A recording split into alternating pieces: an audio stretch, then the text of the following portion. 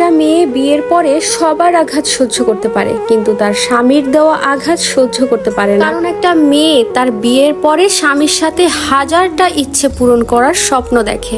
তার ধারণা সবাই তাকে কষ্ট দিলেও তার স্বামী তাকে কষ্ট দিবে না। স্বামী স্ত্রী শুধু রাতে একসাথে ঘুমালে স্বামী স্ত্রী হয়ে যায় না। স্বামী হতে হলে স্ত্রীর মন বুঝতে হয়, তার খেয়াল রাখতে হয়, স্ত্রীকে ভালো রাখতে চেষ্টা করতে হয়। এমন অনেক স্বামী আছে যাদের স্ত্রীর সাথে কোনো মনের মিলই নেই, কোনো ভালোবাসাই নেই, শুধু সমাজের জন্য লোক দেখানো একসাথে থাকা। যার স্বামী এমন, শুধুমাত্র সেই মেয়েটাই বোঝে জীবন্ত লাশ হয়ে বেঁচে থাকাটা কতটা কষ্টের। প্রতিটি মেয়ের স্বপ্ন পাখি যেমন এদিক ওদিক ছুটে বেড়ায় আবার দিন শেষে ঘরে ফিরে, ঠিক তেমনই দিন শেষে তার স্বামীও ঘরে ফিরবে, তার সাথে সুখ দুঃখের গল্প করবে, তাকে বুকে নিয়ে ঘুমাবে। কিন্তু আফসোস সব মেয়ের ভাগ্যে তা জোটে না। স্ত্রীকে বোঝার ক্ষমতা স্বামীর থাকে না। স্বামীরা শুধু নারীর চিৎকার চেঁচামেচি, তাদের অপমান করাটাই দেখতে পায়। কিন্তু ঝগড়ার পরে স্ত্রীর কান্না, স্ত্রীর চোখের পানি, স্ত্রীর মন খারাপ, স্ত্রীর রাত জেগে চিন্তা করাটা তাদের চোখ এড়িয়ে যায়। একজন